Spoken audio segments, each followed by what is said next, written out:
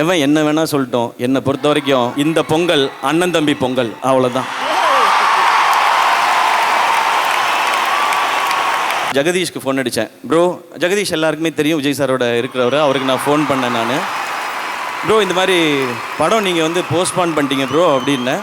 ஆமாம் ப்ரோ, அது வந்து இந்த டிஜிட்டல் பிஸ்னஸ் நிறையா ரீசன்ஸ் இருந்தது, அதனால போஸ்ட்பான் பண்ணிட்டோம் அப்படின்னாரு. ப்ரோ நம்ம படம் அப்போ அனௌன்ஸ் பண்ணியிருந்தோமே ப்ரோன்னு அவரும் சொன்னார். ப்ரோ 2 படம் வரலாம் ப்ரோ, 10 days லீவ் இருக்குல்லனாரு. ப்ரோ 2 படம் வர்றது பிரச்சனை இல்லை ப்ரோ, சாரோட லாஸ்ட் ஃபிலிம்னு சொல்கிறாங்க, அதனால தான் ப்ரோ எனக்கு வந்து அது வரியாக இருக்குன்னு அதனால தான் யோசிச்சுட்ருக்கேன்னு.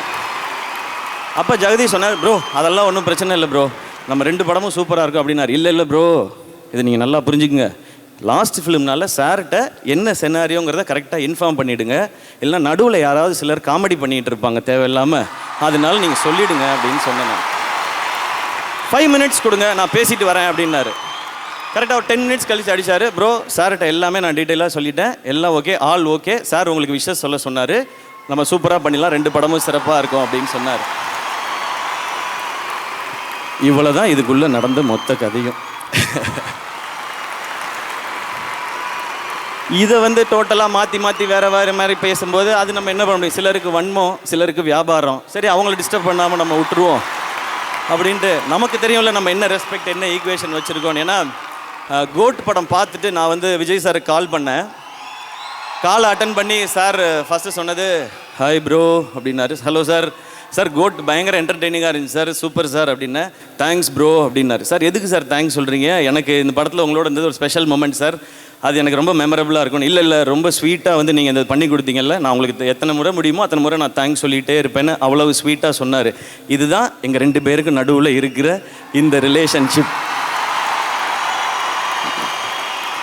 ஸோ இதுக்கு நடுவில் யார் என்ன பேசினாலும் அதை பற்றி நீங்கள் கவலையே படாதீங்க. மை டியர் ஃபேன்ஸ் ஆன பிரதர்ஸ் அண்ட் சிஸ்டர்ஸ், ஜனவரி 9ஆம் தேதி எல்லாரும் ஜனநாயகனை செலிப்ரேட் பண்ணுறீங்க தேட்டருக்கு போய்.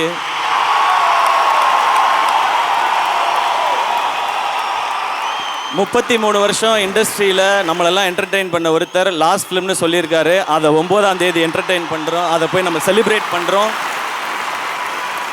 நெக்ஸ்ட் டே ஜனவரி 10ஆம் தேதி நம்ம படத்துக்கு வாங்க, பராசக்தியை செலிப்ரேட் பண்ணுங்க.